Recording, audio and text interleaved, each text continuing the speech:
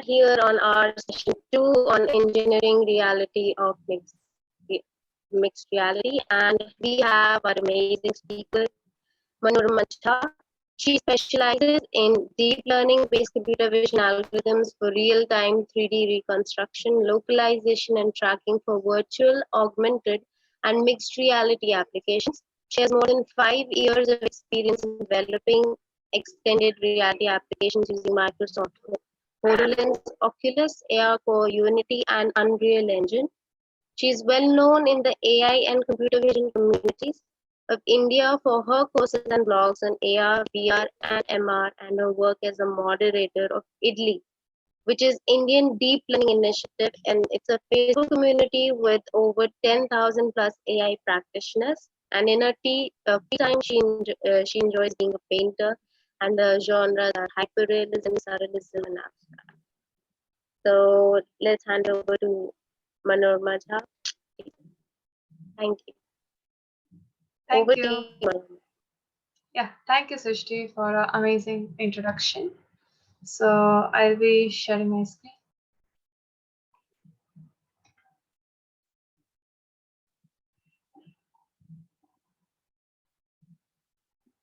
Okay.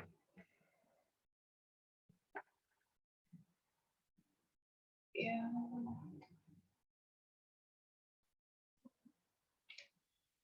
Hello, everyone. Welcome to the second lecture of the Introduction to Mixed Reality series. In the first lecture, I had introduced the fundamental concepts of augmented, virtual, and mixed reality. Today, we'll discuss the engineering challenges involved in developing a mixed reality pipeline. We'll also try to understand the compute requirements of the different components of an MR pipeline and motivate the necessity of a hybrid AI cloud for delivering a seamless MR experience. Before we dive into the analysis of the engineering challenges, let's do a quick recap of the previous lecture.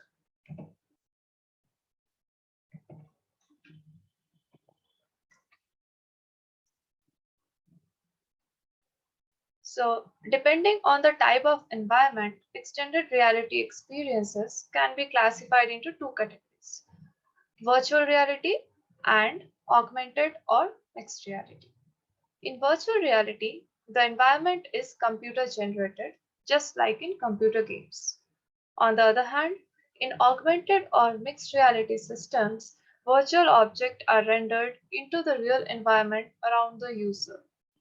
The headset is see-through, and the user can interact with virtual and real objects with identical hand gestures. We also discussed the components of a typical mixed reality system. A typical mixed reality system is composed of three modules. First, 3D scene understanding and spatial mapping. Second, 3D rendering. And the last one, manipulation and interaction. The 3D scene understanding module performs crucial computer vision tasks for mapping the environment and localizing the user accurately. This includes ground plane detection, scanning and reconstruction of 3D objects using structure from motion algorithms,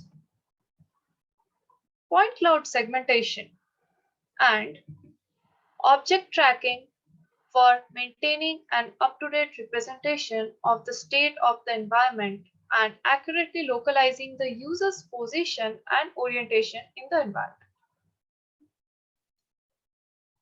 Next comes the 3D rendering module, whose task is to render virtual objects in the environment. The 3D map created by the scene understanding module is utilized here for assigning the correct position and orientation to the virtual objects. Some of the crucial tasks of this module are anchoring virtual objects to the real-world surfaces, aligning virtual models of objects with their real counterparts, and dealing with occlusions. The rendering pipeline should have a latency low enough to support a smooth and immersive experience. Lags may result in motion sickness to the user.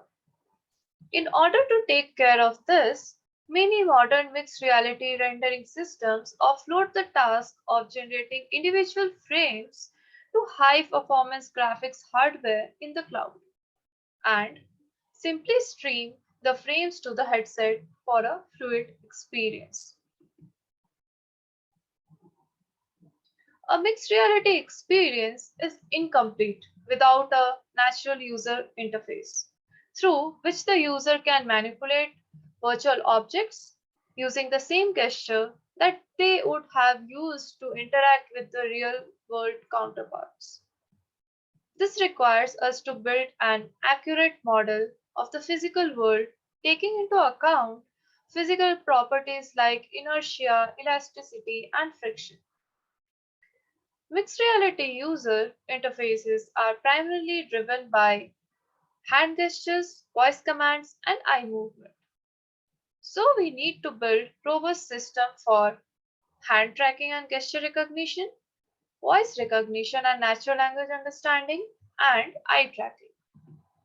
In order to make the interactions of the user with the virtual object realistic, we must accurately simulate the physics of contact and collisions.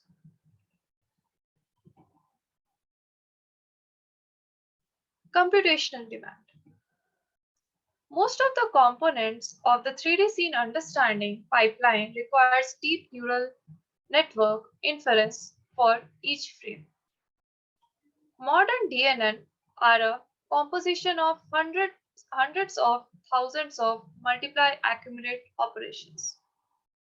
Specialized hardware like GPUs and FPGAs are required to accomplish these many computations in a few milliseconds in order to support an immersive experience.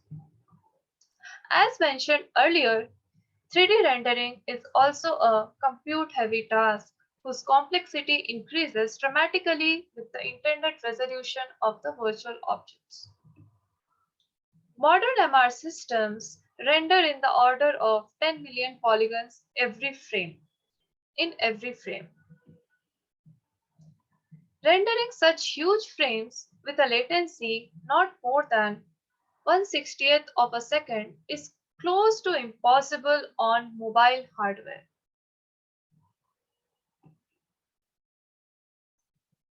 Parts of the MR workflow that require heavy computation require high power, high performance compute resources.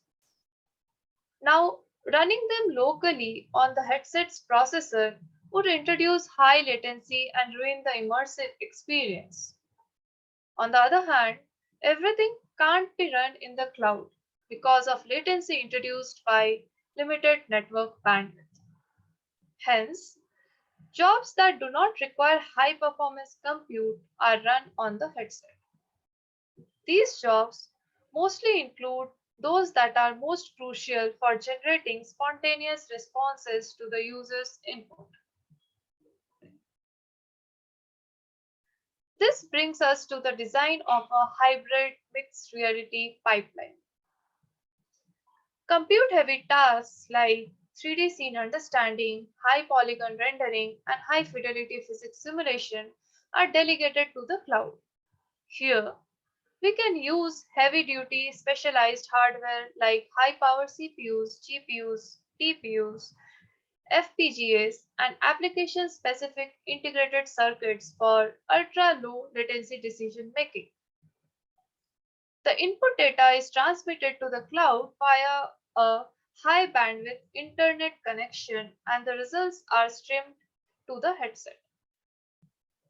A funny analogy is that sometimes it is cheaper to fly a round trip to a foreign country and purchase the latest iPhone than purchasing it in India. Comparatively, lightweight tasks like gesture recognition are done on the headset directly for a snappy user experience. We at Gridruster have developed one such hybrid AI cloud for enterprise mixed reality applications in manufacturing, training, repair, and maintenance. Gridruster provides a software infrastructure to empower enterprise customers to build and run scalable, high quality extended reality applications in public, private, and hybrid clouds. These experiences can be delivered on a wide range of wireless mobile devices, including head mounted displays, smartphones, and tablets, with ultra low latency. Our infrastructure is capable of supporting MR experiences where each frame in the rendered scene consists of hundreds of millions of polygons. We achieve millimeter level precision in the spatial mapping and alignment of real objects with their digital twins.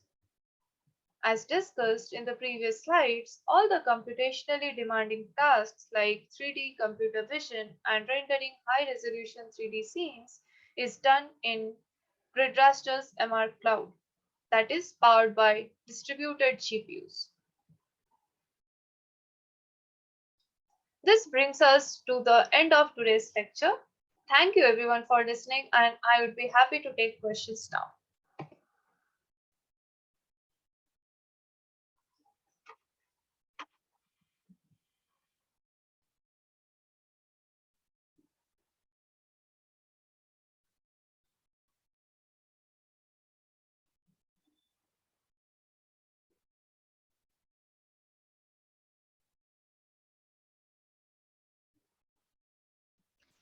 We see Rebecca raising your hand. Rebecca, do you have a question? Would you like to post it in the chat for Manorama?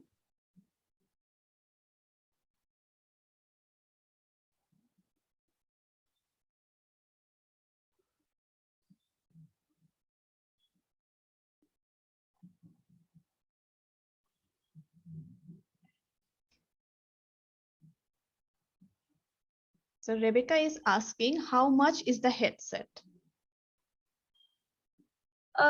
It depends on which headset we are using. So suppose it is Oculus Quest or it is Microsoft HoloLens 2.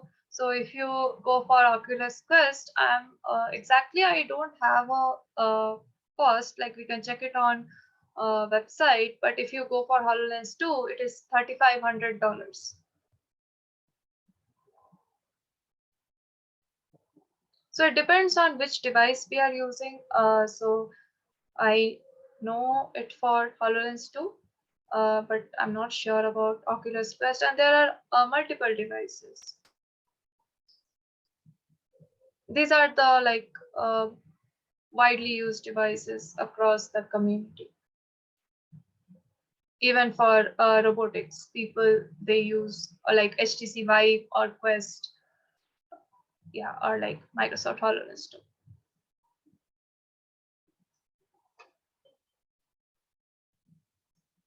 So Rebecca is asking again, 3,500 for one headset? Yeah, $3,500 for one headset. Must be a bit expensive. Yeah. All right. So any more questions? Anyone? Manorama is here to help you. You can ask other generic questions as well, like how to get started or how is her experience working in this field, if you're interested. So Shoshana is asking, is it possible to be immersed in nature scene like a forest or flower bed? Yeah, like it depends on how you want to get immersed. So if you just if you want to completely get immersed, you don't want to have the real world, you can go for a VR headset. But if you want to have an immersive experience where you are trying to render a digital object, suppose you are in a forest and you want to render a rabbit in front of you, not a real rabbit, of course, a digital rabbit, so that you can do it, and then in that case you have to use a AR headset. So AR headset will play a role there. So there are multiple examples and multiple VR games, like you will land in a forest when you wear the headset, and that will be a completely digital environment. And even you can walk through the forest, or even you can relocate yourself from one point of the forest to the other part. So there are many open source games out there on the web.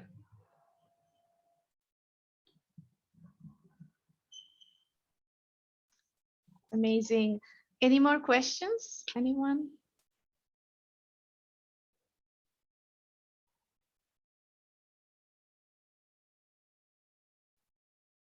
And the slides and recordings will be shared with everyone in our Slack channel. So if you haven't yet, please do join our Slack workspace. Shoshana is asking, so any particular game that can do this well? Any particular game? So like there are multiple games, so it depends which headset you are using. So suppose we do have games, so I'll give you an example of a game that I play. So there is a game named Forest itself on Steam.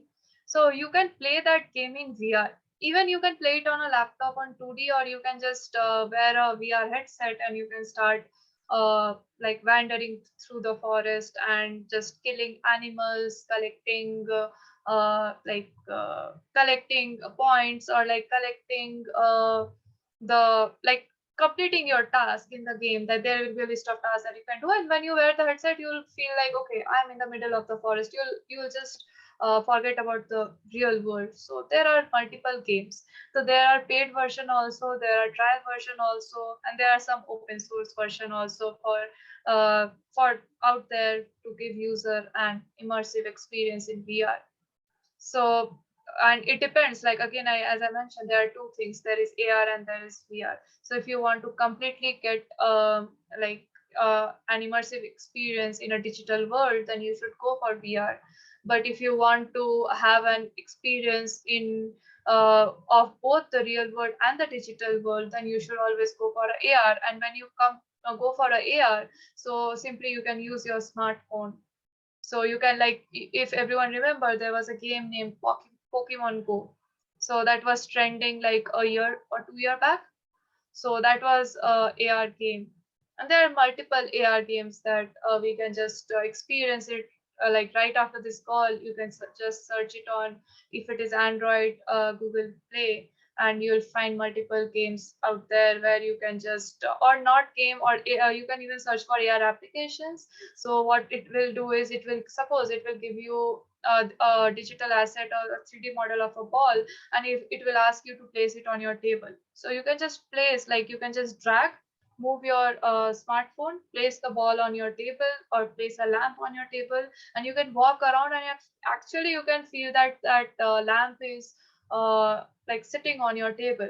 But in real world, the lamp doesn't exist because that is a digital object. So there are two types of immersive experience that you can have. It depends on what you want to experience. I hope I answered your question. Thanks, Manorama. We have another question from Olivia. So she asked, do you know of any tools that can be used for educational teaching purposes about mixed reality for kids? Can you please repeat? Do you know any course? Educational teaching purposes, any tools that can be used for educational teaching purposes? Yeah. So there are tools, and there are like outside, like I have seen many institution, not many, very few institution which who have already started using a AR headset for teaching kids. Like I think I spoke about that in my previous lecture. So like suppose you have a human body in a biology lab, so you can like kids can just wear the headset, and in front of them the labels of the body parts will appear. Suppose it is a heart, so they can press on the highlighted area where the heart is, and even the heart can come in front of them. They can enlarge it, they can walk around it. So this gives a very immersive experience, and it makes the learning journey more appealing to kids and like anyone. It can be in any sector. So yeah, there are many tools out there. We need to like explore, and we need to try it out. And many schools, I am not sure. I am located in India. In India, I'm not sure if schools have started using that, but abroad they have started using that, but not in multiple places. So I hope there will be open source tools as well, which you can have a look. Awesome. And in the chat, Anirban actually shared a link called Tilt Brush, and it says like it's a nice tool to teach kids painting in 3D. So maybe this is something you can also check out. And Anirban also says Google has many such tools for that.